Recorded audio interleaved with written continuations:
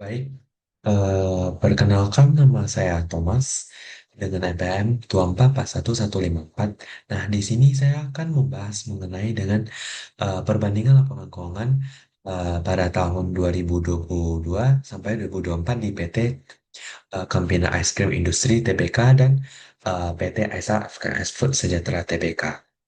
Nah, selanjutnya itu adalah di mana di sini PT Campina dan PT FKS Food Sejahtera ini merupakan perusahaan di sektor industri makanan yang produknya itu ditujukan langsung ke konsumen. Nah, kemudian kedua itu bergerak di bidang fast moving consumer goods atau FMCG sehingga sangat bergantung pada daya beli masyarakat dan distribusi yang luas.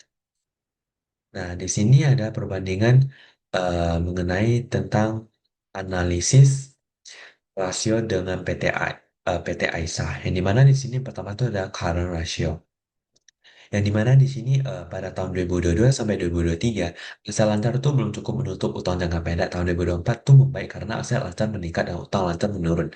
Kemudian nomor dua itu ada quick ratio, yang dimana sini kemampuan membayar utang jangka pendek dengan kas dan piutang satu semakin membaik, jadi meskipun masih di bawah satu.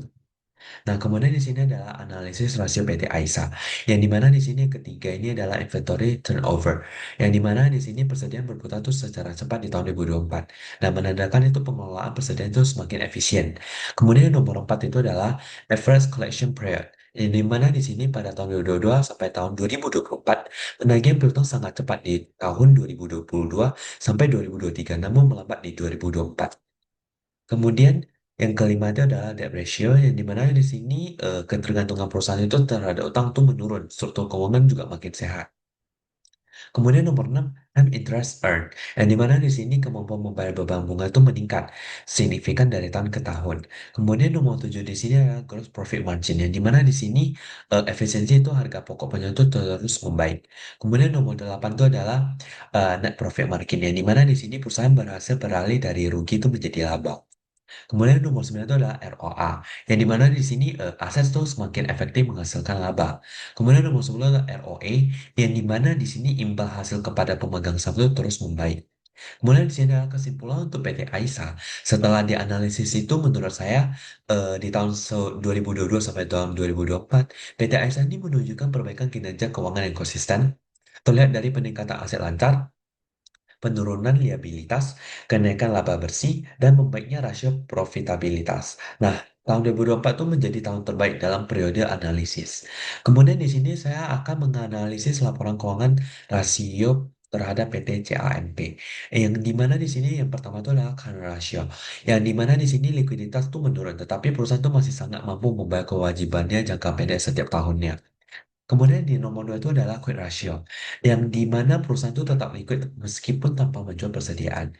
Yang nomor tiga itu adalah inventory turnover, yang di mana di sini perputaran persediaan itu stabil sekitar 4 kali per tahunnya.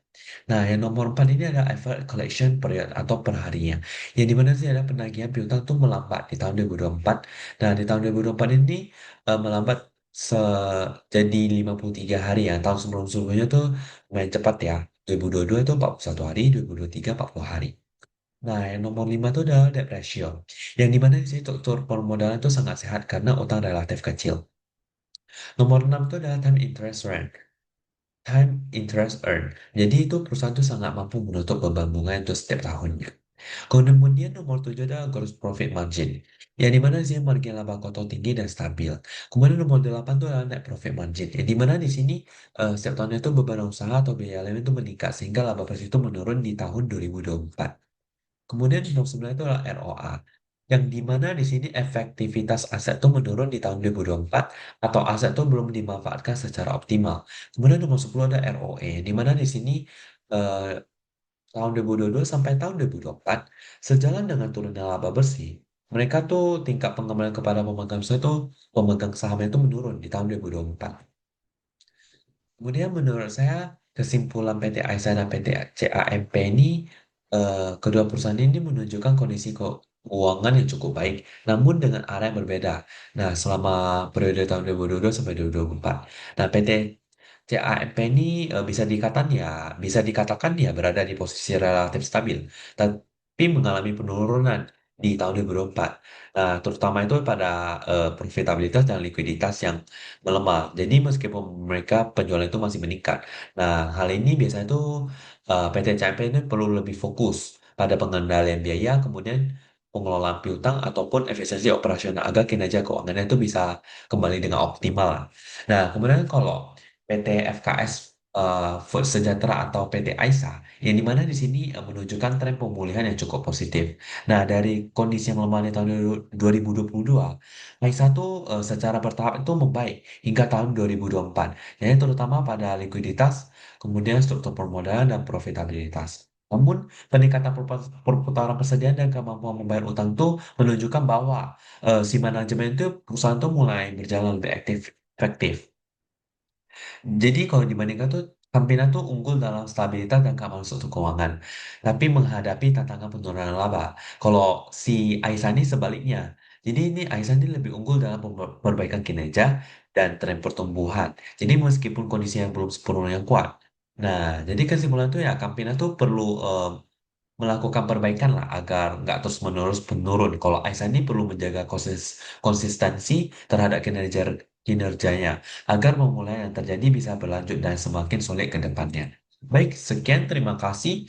Mohon maaf apabila saya ada kesalahan dalam menjelaskan laporan keuangan PT JAMP dan PT AISA.